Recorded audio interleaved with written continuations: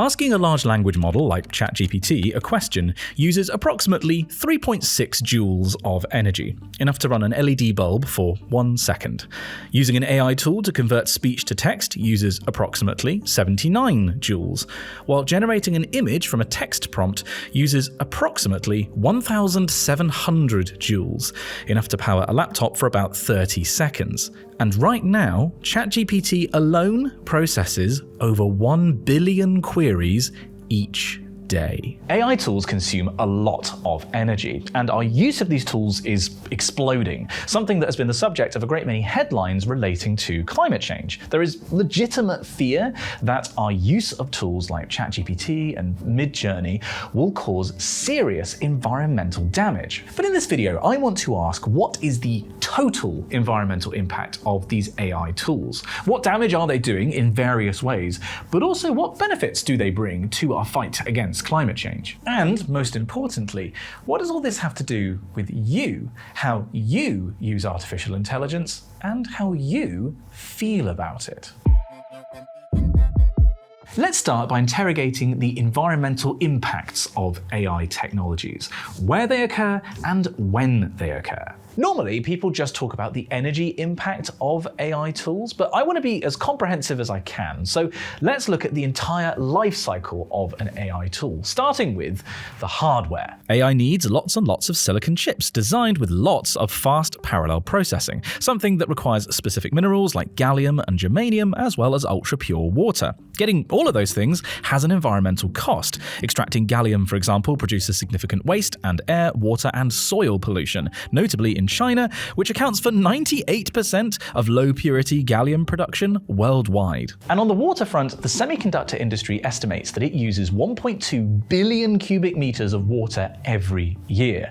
Apple, for example, estimates that 99% of its water usage is in its supply chain, building chips to go in its devices. Though, to put that figure in perspective, 1.2 billion cubic meters per year is less than 0.1% of what agriculture uses every year, which is a bit terrifying. But after hardware, the next step is training your AI model. And historically, this has been where the majority of the environmental impact of an AI tool has occurred. Basically, training a model involves running a lot of computer code that takes data. Oh yeah, data. Can't build an AI tool without data. And historically, AI companies have just sort of taken data and not asked permission from that data's owner. For example, AI tools that can write like a human have been trained on datasets including the stolen transcripts of YouTube videos and the stolen texts of entire books.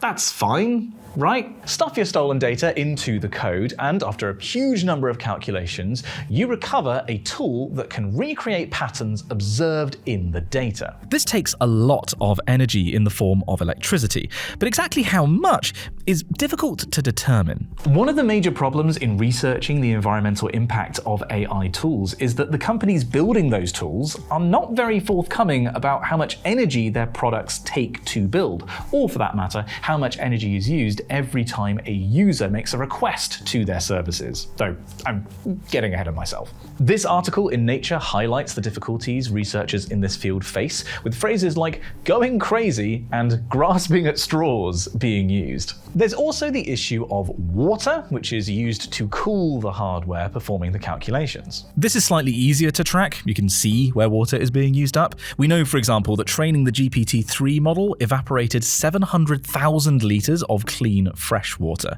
Obviously, water is a renewable resource. That evaporated water hasn't just disappeared.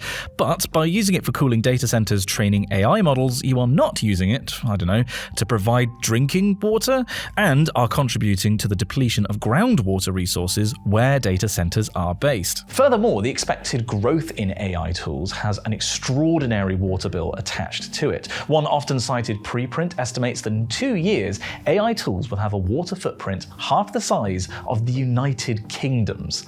Now, again, that's not much compared to global agriculture, but still an undeniably vast amount of water. But let's go back to the life cycle, because, I've already teased this, the next step is where you come in. the user. As I said, historically, most energy was consumed in the creation of an AI tool, in its training. That's because that's where all the hard calculations were taking place, and each time a user submitted a request to the tool, it didn't take very much energy to get an answer. But as the complexity and popularity of AI tools have exploded, the energy bill of usage is now significantly larger than the energy bill of training the model. In fact, for popular models like new versions of ChatGPT, the energy consumed in model usage becomes larger than the energy consumed in model training within 2 to 3 weeks of public release. And that's not because this step has gotten any less energy intense. This step has just gotten so much larger. And to be super clear, this isn't energy being used on your phone, for example, like when you make a request to ChatGPT. This is energy being used in the data centers of the AI companies. It's the electricity that goes into their hardware. These data centers are highly concentrated in certain areas. While globally, data centers use a few % of all electricity, in Ireland, data centers gobble up 17% of all electricity. In more than 5 states in the United States, data centers account for more than 10% of electricity demand. And that places extreme demands on local energy grids. There have been loads of news stories focusing on big tech companies scrambling to get enough electricity for their data centers, even buying nuclear power plants to keep up with growth. Exactly how much electricity new tools require is uncertain. Those numbers I gave you at the start of the video for each use of a different AI tool, they were all prefaced with approximately, partly because there's a range of energy usage depending on which tool in a given category you're using,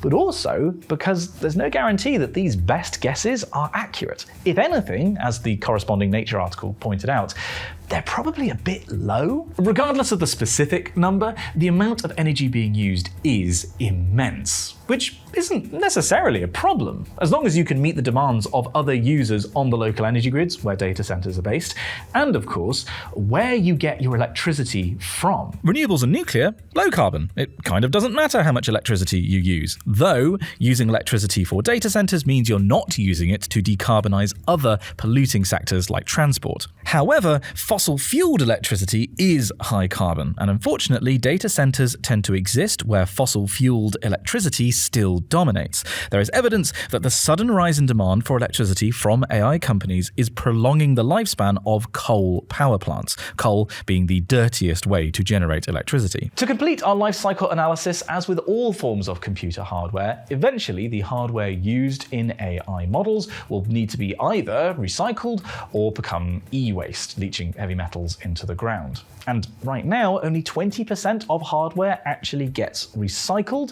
So much as this is a future environmental cost, it's an environmental cost of AI tools all the same. So AI tools cause environmental impacts at every stage of their life cycle, across energy use, water use, resource consumption, and pollution. But so far, I've only danced around the elephant in the room. The issue isn't so much how many new AI tools are being created, but how much they are being used. And our use of AI tools is exploding. However, as I said before, exactly how much demand is increasing is very difficult to know because AI companies aren't required to tell us. We have, however, already seen astonishing increases in the carbon emissions of tech giants.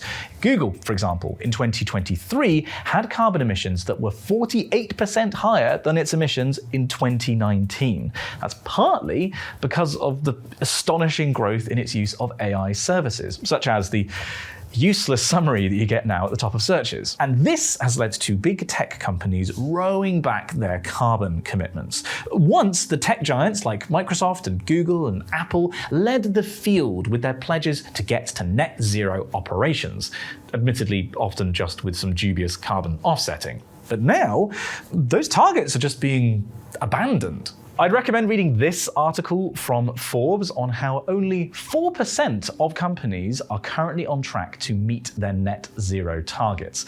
But the short version is companies are using more energy, a lot of that because of AI, and environmental commitments are increasingly being regarded as less important. We'll come back to why. But this is just the trend to date.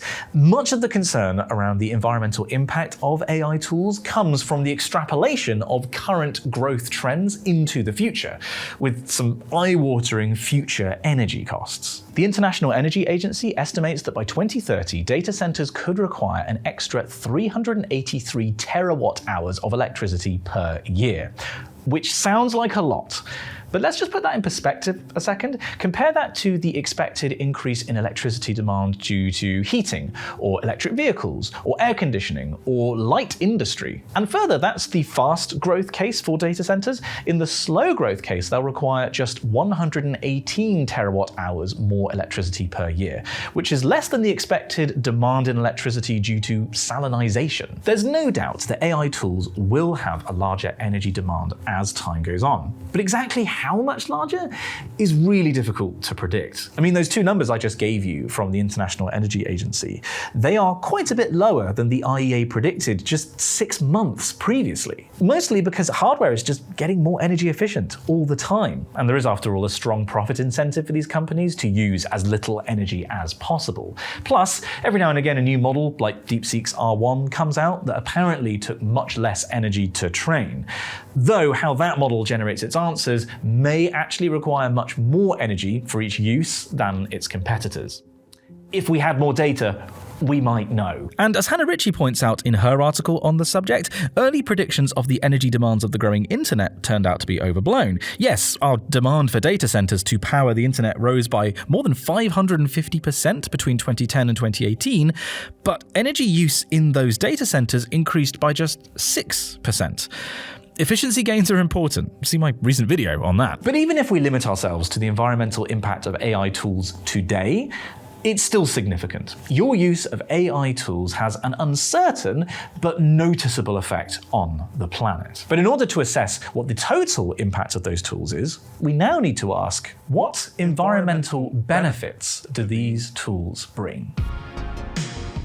Using AI tools can cut carbon emissions and provide tangible environmental benefits in many ways. For example, AI-driven models of the Earth's atmosphere can now produce weather forecasts that are comparable to those generated by general circulation models run on supercomputers, but the AI models can be run in minutes on very basic hardware using far less energy. Google has a goal of using AI tools to improve efficiencies in systems like transport networks, power systems, and logistics networks such that 1 billion tons of carbon emissions is avoided every year by 2030. We can use AI to build smart grids that more evenly distribute power demand, improve energy efficiency within grids, and reduce fertilizer use in small farms through agricultural models like Virtual Agronomist. And in one of my favorite use cases, AI chatbots have been shown to be effective at making climate skeptics challenge their own beliefs. I guess taking the human out of the equation helps. However, in all of these cases, there are asterisks and caveats galore. For example, reducing fertilizer use in small holdings, great. But the agricultural model in question did not include indigenous techniques in its training dataset, meaning that it won't recommend farmers use those techniques, and they'll be lost, just replaced with a homogeneous approach. AI weather models can only be trained on observations of the atmosphere to date, and in case you didn't hear, the atmosphere is changing quite a bit, so these models may not be able to predict the weather accurately in a significantly changed climate. AI can be used to spread climate misinformation as well as information, and efficiencies can also be increased in industries that create carbon emissions. For example, Microsoft's partnership with ExxonMobil, using AI tools to improve the efficiency of extracting fossil fuels from the ground, increasing production by 50,000 barrels a day. So like any set of tools, there are advantages and disadvantages. It depends on how you use them. But all this is abstract, right? Like, you watching this video right now, you almost certainly don't use AI tools to do any of the things I just mentioned. You're probably using AI to draft email responses, summarize articles, transcribe audio, generate questionable art. And asking, should you feel guilty because of the environmental impacts of these tools, requires knowing what the environmental benefits are in your use case. I found this paper thought-provoking in this aspect. In it, the authors compared the carbon intensity of an AI writing one page of text with that of human interfacing hardware being powered for the time it takes for a human to write a page of text, and the carbon cost of the human being kept alive for the time it takes for them to write a page of text. And note, That's a log scale. So they found that the AI was between 130 and 1500 times more carbon efficient than the human. They also did the same analysis for image generation, finding that the AI produced between 300 and 3000 times less carbon than a human. Of course, these are very broad estimates that make a bunch of assumptions, like how long it takes a human to complete these tasks, how carbon intense their life is, how carbon efficient the model used is, and much, much more. But the point is, if you are using an AI tool to do a task that you would otherwise do, that may actually be more energy efficient. But is that really the case? Are you using the time freed up by these tools to do nothing? Or are you now doing more and using more energy because of these tools? While AI can provide tangible environmental benefits, for the vast majority of users, it is going to increase your impact on the environment for really not much, if any, environmental benefit. It's a net negative influence. But I'll be real, for most people, it's a pretty limited impact. Like, you'd have to be a heavy user or generating more than a few images, or not that much actually, video, for it to make a significant difference to your individual environmental footprint. After all, it's an electrified system. It's efficient. It does quite a lot with not that much energy compared to other ways that we use energy in our lives. Because if you're worried about the environmental impact of your use of AI tools, there are far better ways of limiting your impact than cutting back your use. Take one less flight a year. Eat less, or better yet, no red meat. Take public transport to work instead of driving. Doing any of those things will dwarf the impact of you not asking ChatGPT for help with your code. But what about everything else? So far in this video, I've explicitly focused on the environmental impacts of AI. And that's because that's my background. It's where I have specialist knowledge. But you can't disentangle the environmental benefits of AI from its broader socio-economic impacts. I've already touched on how the data used to train these models was, at least partly, stolen, including from me. And this speaks to the broader moral issue of using these large generative AI tools. Tools that were created by people who cannot make art in order to make money, such that people who can make art cannot make money. I want to be very clear, by the way, that it's here that the video diverges from what I usually do on this channel. Normally what I try to do is just summarize the scientific and popular literature on a subject and try to tell an engaging story with that information. It's what I've done up until now, and if that was all you were after, thank you very much for watching. I'll see you in the next one. Because from here, I want to take a different tack. I want to try and articulate some thoughts that have been rattling around my head for the past couple of weeks on this subject. Starting with, where in this life cycle of an AI tool do you fit in? Assuming that you're not an artist of some kind or working in the industry, your sole involvement is here as a user. And you are asking, should I be using this tool that exists? When I think a better question to ask is, why does this tool exist at all? Why are we being forced into the moral choice of participating in a system that we know has profound negative impacts in terms of energy use, water use, intellectual property theft, and spreading misinformation, or not? I think it's instructive to look at what the trend has been in generative AI for the past decade or so. Not only have our tools expanded from text output to image and video, but models within a given category are being trained on larger and larger datasets fitting more and more parameters as time goes on. And recently, the introduction of reasoning models like ChatGPT 4.5, DeepSeek R1 represent a significant increase in the energy used by users for each query. The enormous computation costs of training and operating these models can only be met by a handful of companies, OpenAI, Google, Meta, the tech giants, basically.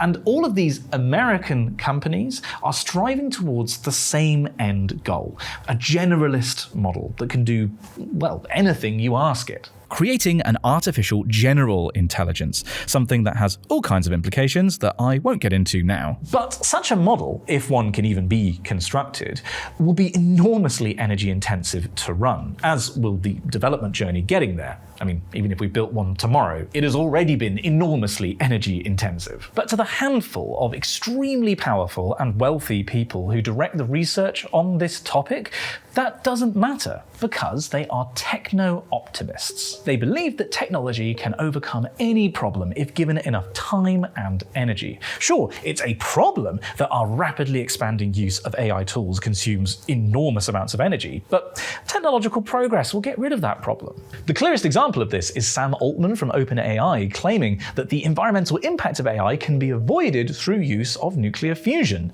a technology that, need I remind you, has yet to be demonstrated at anything like scale, and nobody expects to form a significant part of the energy mix by mid-century at the earliest. This has a lot in common with other positions taken by industry thought leaders. If our continued use of fossil energy isn't a problem, we'll eventually just figure out carbon capture. Or if it gets too hot, we'll just figure out geoengineering. These beliefs at best kick the can down the road, removing responsibility for action in the moment, and at worst, constitute science denial. But here's the thing, those that hold these beliefs have enormous sway because their companies, especially AI companies, hold the promise of enormous future profit. Not current profit, of course. Need I remind you that OpenAI isn't expected to be profitable until 2029. But because they are seen as a good investment, they are able to command vast resources of energy and water.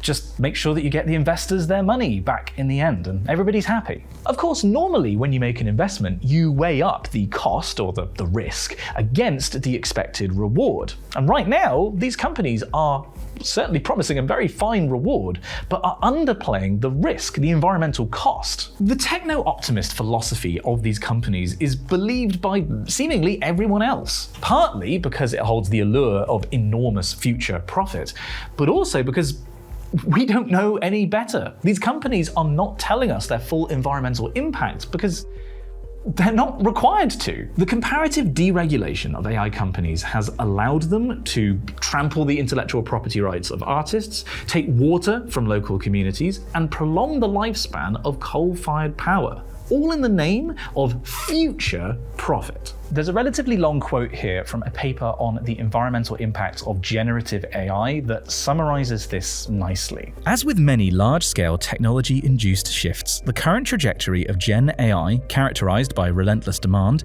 neglects consideration of negative effects alongside expected benefits. This incomplete cost calculation promotes unchecked growth and a risk of unjustified techno-optimism with potential environmental consequences, including expanding demand for computing power, larger carbon footprints, shifts in patterns of electricity demand, and an accelerated depletion of natural resources. A combination of regulation not catching up to the rapidly advancing field of AI and the personal beliefs of some of its leading figures have led us, the consumers, to reckon with a set of products that are undeniably impressive, but that have a cost. Let's find out who's really behind these environmental impacts. Son of a again? But what can we do?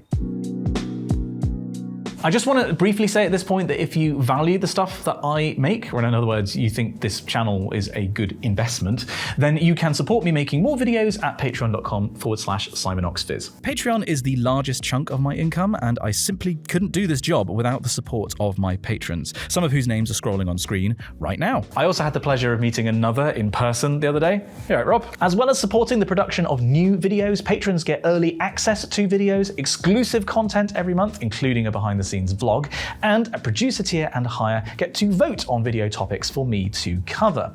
If that sounds like a good return on an investment of just £3 a month, then please sign up at the link in the description. With a special thank you to Streetlights, David Stone, and KL. Let's finish this video now with not exactly a solution, but more of a thought. The behemoths of generative AI exist as a result of deregulated late-stage capitalism, stealing value from people in order to make money for vast companies. A situation that lawmakers, especially those in the US, are unwilling to change because of the enormous amounts of money involved. It feels inevitable.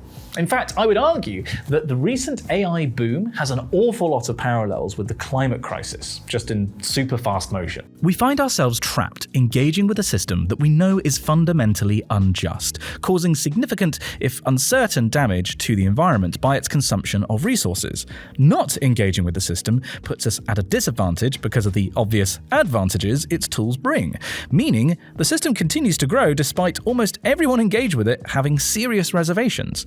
And a handful of companies, by obscuring the true cost of their operations, are able to extract enormous wealth from users who feel powerless to stop them. We are made to feel individual guilt about our apparently unavoidable role engaging with a system that causes environmental harm, while the systematic causes of that harm go unscrutinized. And I can't help but wonder if that individualism is partly guided by a fundamental philosophy of the people driving us towards a general artificial intelligence.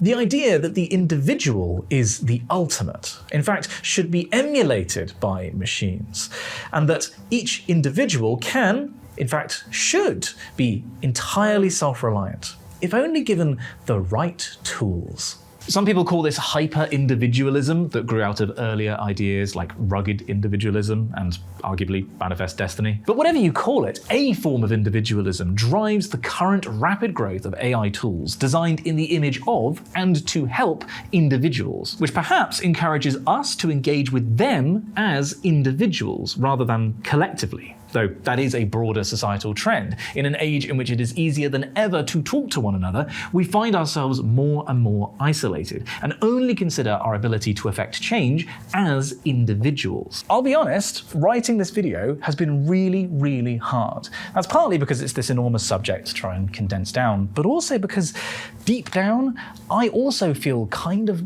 powerless around AI and to an extent around climate change. And that's difficult to reckon with. Because what's the alternative to engaging as an individual? It's engaging in a large social movement. And here in the UK, I don't know if I've seen one of those in my lifetime that wasn't orchestrated by the super rich. The closest thing has been the ousting of the Tories from government after 14 years, and even then we didn't know what we wanted instead, we just knew we didn't want more of the same. And this isn't unique to the UK. Unions and similar organisations of collective bargaining power have seen their influence eroded across the West, in large part because of the actions of enormous companies engaging in either the climate crisis or the AI boom, or both.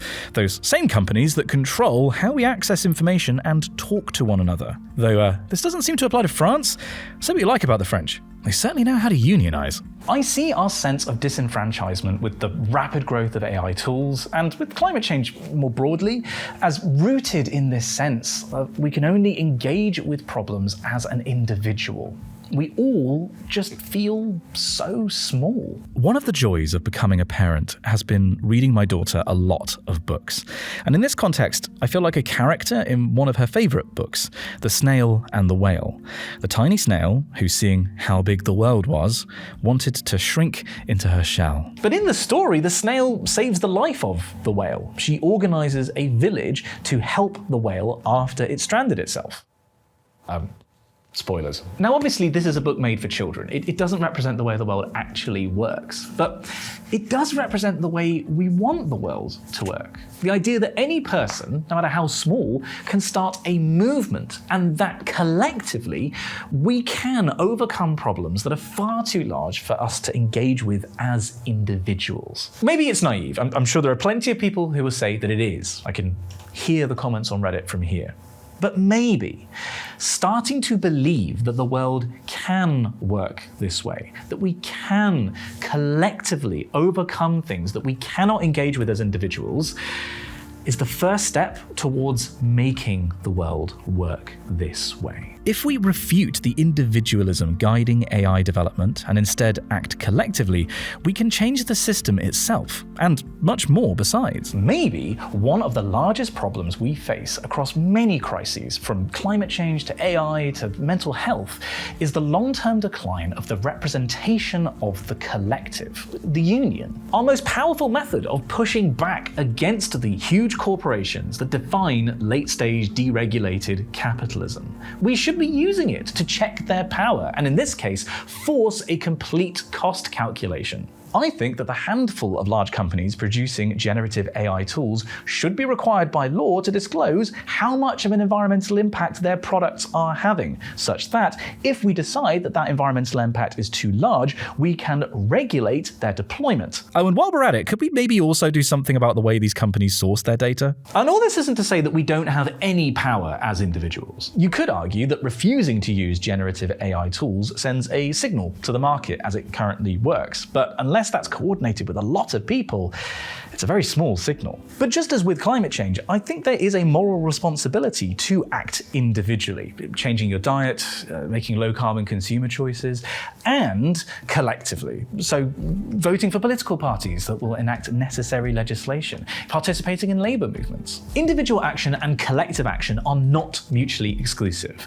What I've been trying to say is simply that we have become so used to engaging with AI systems, and with the climate crisis more broadly, as individuals, that we have been made to feel less powerful than we really are. In other words, and to be honest, it's here that I welcome your recommendations. Please put down in the comments if you are aware of any campaigns, upcoming legislation, social movements in general that aim to force AI companies to provide a more complete cost calculation of their products. I am all ears because I'm not aware of any right now. This video has been a lot, so let me just try and provide an AI summary. We don't truly know how much of an environmental impact generative AI tools are having.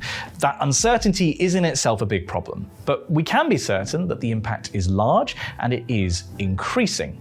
However, your use of AI tools is unlikely to be a significant addition to your overall environmental footprint.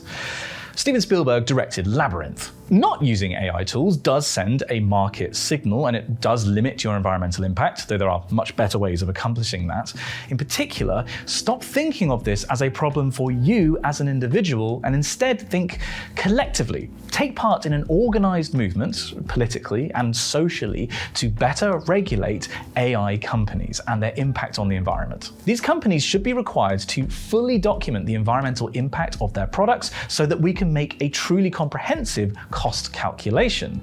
And it's insufficient to just write off the environmental cost as something to be fixed in the future with some as yet undiscovered technology. It needs to be addressed now. We don't have the time. But perhaps most importantly, you are not the problem, but you can be part of the solution.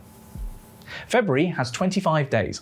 I don't think that's accurate. While writing this video, I had the pleasure of chatting to Jordan Harrod. Jordan is a PhD candidate at MIT researching AI tools in a medical context, and she also makes videos about that research and AI's broad impacts. We had an extensive chat about the recent trends in AI and its environmental impact, and how it intersects with broader societal trends, which I've cut down and posted for you to watch right now on Nebula. It joins a library of exclusive content from me on Nebula, including a behind-the-scenes look at my recent Globe video, a documentary about how I built this YouTube studio, games, interviews, and entirely original video essays. I'm one of over 100 creators posting here. Jordan is actually another, as is Tom Nicholas, Real Science, Legal Eagle, Lindsay Ellis, literally too many to name. And we, the creators, keep ownership of our content on Nebula and determine collectively how it should be distributed. We feel the best way to do this is to make our videos available to watch entirely free of adverts. So no pre-rolls, no mid-rolls, no sponsorships within videos,